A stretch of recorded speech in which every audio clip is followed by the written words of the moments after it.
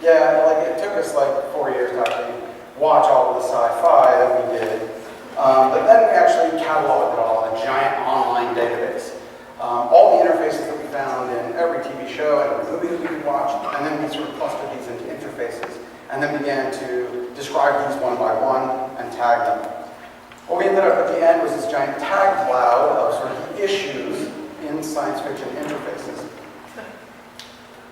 And that led us to be able to sort of investigate deeply some of these topics that resulted in this book, which you can get, as mentioned, at rosenfeldmedia.com.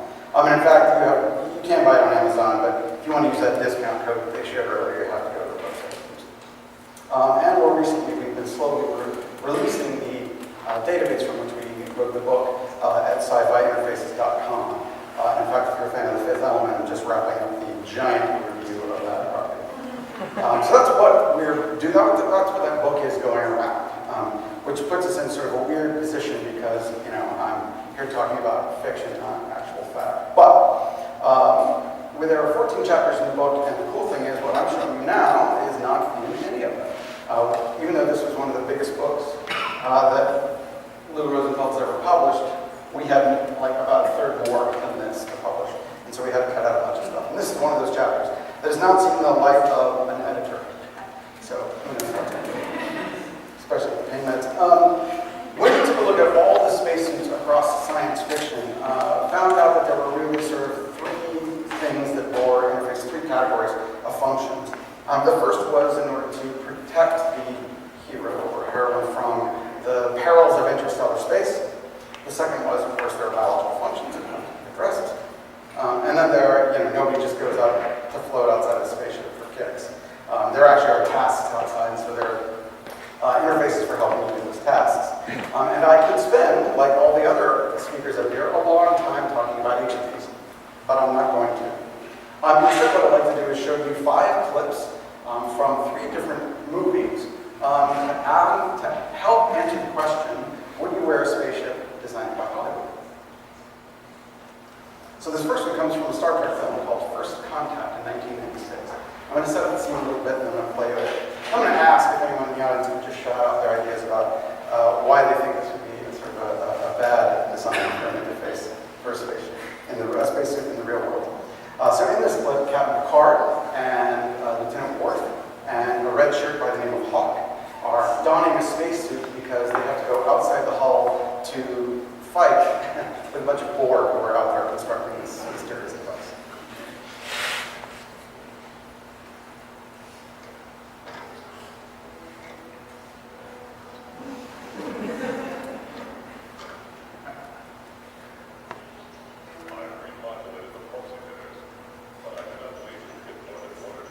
The audio did not have that for this.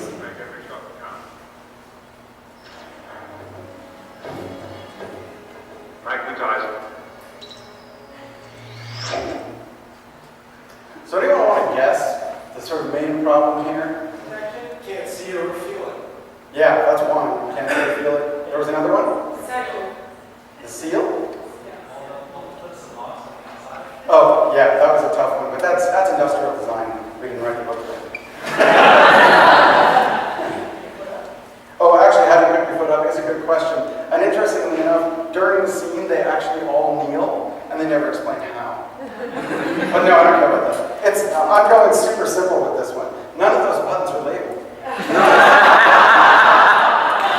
How on earth is anyone supposed to memorize what, orange versus salmon versus puce means? I have no clue, and it's absolutely ridiculous. So, the problem with Hollywood is, honest to God, they're up against deadlines, and sometimes just shit flies by. That's one. Was it one of those over 5 or Yeah, totally. But then what are the colors there for? Right? Yeah, it's for the audience.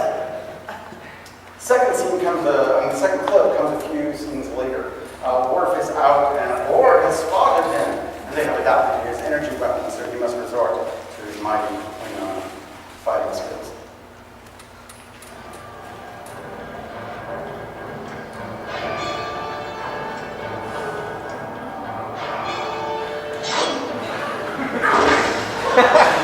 I got this one.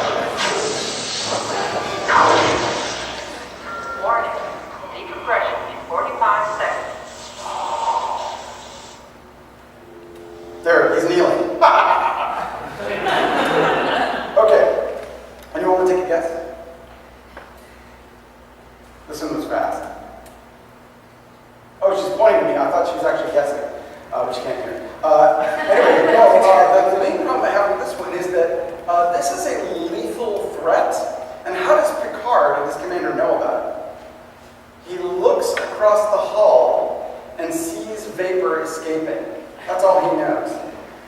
And it seems like the most foolish sort of mechanism. You know that the system knows that there's a problem, it's just announced it to work. And in fact, they've been communicating throughout the whole scene through communication systems, through the spacesuits. So the lesson I take from this is that really, if the suit knows there's a problem,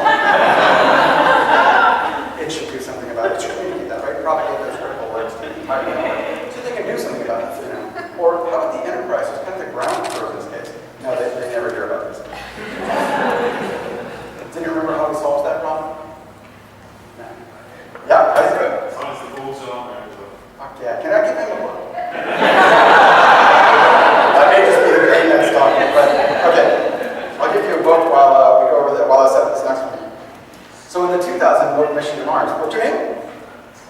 Fuck yeah, Tom. In this book for Mission to Mars is a really great sci-fi film, partially because the first half of it is really hard science fiction, right? They don't use any sort of crazy technology. It's all pretty NASA-like stuff, and the last part is woo, crazy. And in this particular clip, this is like part of the harder science fiction. 4 astronauts have, in very dire circumstances, decided to exit their spaceship and use the propulsion from an EMU unit, extravehicular mobility unit, to head towards that little spacecraft, or that satellite that's orbiting Mars. And then one astronaut by the name of Olmeyer does some computation on the fly to see whether or not it's going to be successful. The key thing to note here is that the astronauts are floating in the vacuum of space and holding on to one another. Okay, I'm about to overshoot. I'm going to take the edge off.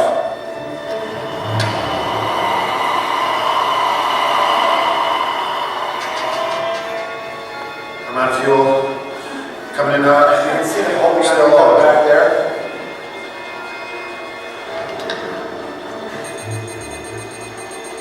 Abandoning the unit. Break the suit jets. So Olmeyer's a little panicked. Does anyone know the problem? Can anyone guess what I think is the problem here? No traction. Say it again? No traction. Space. Yeah, no traction. So, why is that a problem? Because they were all together. They were all together. Space is a friction. Oh, you're talking about the physics of one sort of dragging the others along? I didn't show it in the clip there. Actually, there's a reel going out. It would cause a problem, but they've corrected that. Anyone? Audio interface? No, actually, that's addressed in the movie. Though it's a good yes. And actually, communications between spacesuits is sort of a major and a cool issue. There's one great scene from Battlestar Galactica where they're sort of floating around and there's inside the spacesuit, even though you never see an input, I think it's Kara Thrace. No, it's Boomer. Boomer's floating over and she says something in sort of ground control, and then she turns and whispers something across the vacuum of space to the guy next to her. The ground control's not supposed to hear. It's amazing to see. No, the thing that's cool about that, or that's dangerous about this one, is he has to actually let go of the astronaut next to him in order to do this computation. In order to actually, he actually only has 8 keys in order to do the computation. Maybe they're doing some weird base. But he does this computation, and then to even see it, he's got to pull his hand back. Meaning he is now free-floating in the vacuum of space. And it's sort of a really curious question. Why, if we have had heads-up display since 1956 in military spacecraft, do we not have them here, right? Iron Man has sort of burned this image into all of our heads, but it's a fair question. It may be a little more error-prone, but certainly the notion of being outside the spaceship and using your hands to do tasks, why you would need information on your wrist is a fine question that the fellows from NASA will correct me on after this presentation. All right, now to the crazy part of the same movie, Mission to Mars 2000. This is Commander Graham, and he is watching this incredibly phallic, mysterious space force threatening the other members of his crew.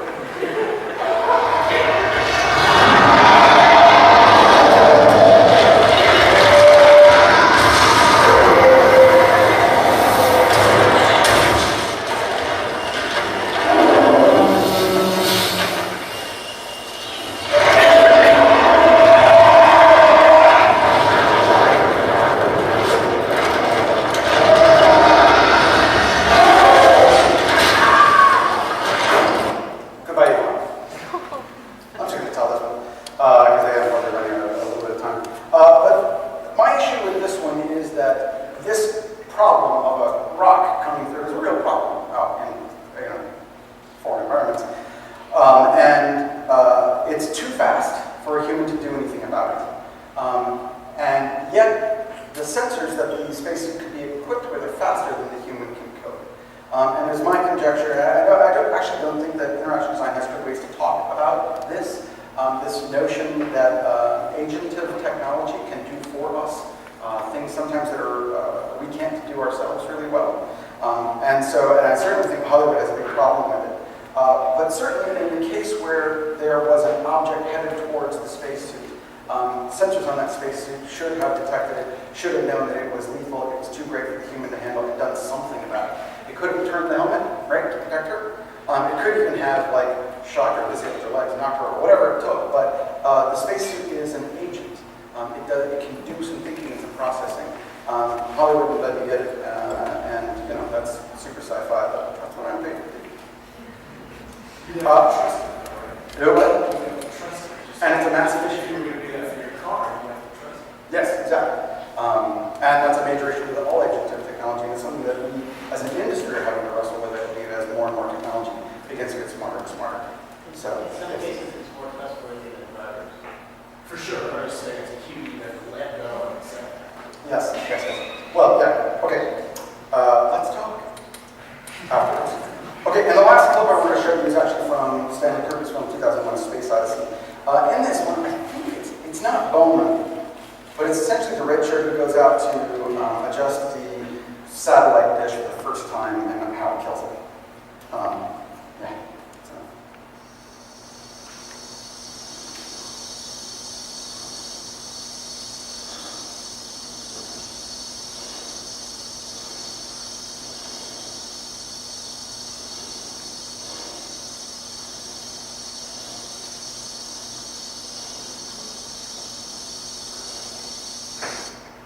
That's it. Most fundamental interaction one can have. Press a button and a thing occurs. Anyone guys? Welding mask. Over here first. There was no click. No click? That's the vacuum of space. What do you want? There's another one. Welding mask does that already. You don't have to press the button. What? Welding mask gets dark when the light pops on. You don't need to press the button. Totally. You don't need to press a button, right? And in fact, if you're dealing with the blinding light of interstellar space, if you run into a situation where you have to press a button, you're probably unable to find that button except by touch, right? The suit should do it for you automatically. And this is a problem that Hollywood always has. It needs its heroes to be heroic. These are things I call narrative controls, and they would kill an astronaut in space. Thanks. So with those 5 clips, and my time is nearly up, my question is, like, would you trust a spaceship designed by Hollywood? And of course, my answer is, oh no. But the main reason why this is important is part of sort of the mission that we have in writing the book, and we'll be talking about it afterwards. My mission is to get people to stop, especially designers, to stop watching sci-fi and instead start using sci-fi, because it sets expectations in our audiences. And if you just accept that into the background mental model that you have of the things you're designing, especially if you're designing for space, unquestioning, without critique, you're running into some real problems. It is affecting you, and you need to pause, stop, and think very carefully about these models that are influencing your design. That's it. Thank you all.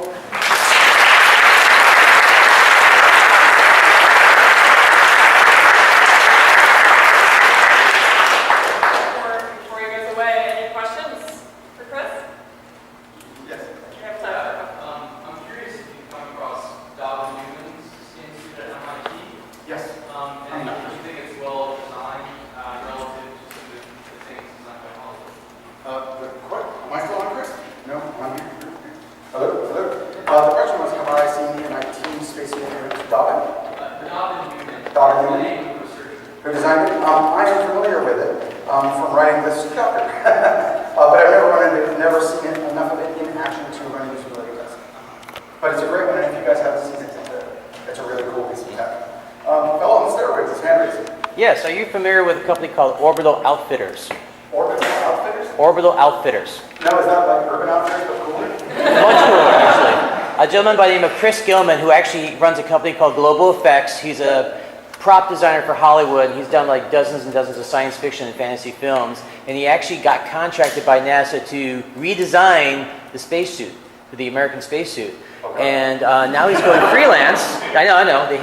He talked to all the guys to make sure everything was working. But now he's got a company called Orbital Outfitters, and they're designing a spacesuit for private space travelers. Awesome. No oversight except corporations. That's cool. No, I hadn't heard about that. Nifty. I'll check that out, especially as I try to publish the material. There was another hand. On set time. What's the coolest spacesuit I've seen? For which purpose? Very good question. Okay, there is a French-Canadian film called non-sci-fi. And it's a little weird because you're not sure if it's reality or fantasy.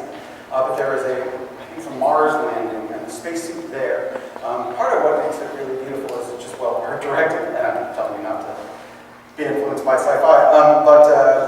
They also made sort of one extra where the space helmet, which is always a problem for Hollywood, because you've got the sound problems and the ability to see the actors. You're playing a lot of money weather. They just have these like wires that cross an X kind of above their forehead, and then there's this shimmering thing on the front. It's really beautiful. The total design, actually, the environmental suits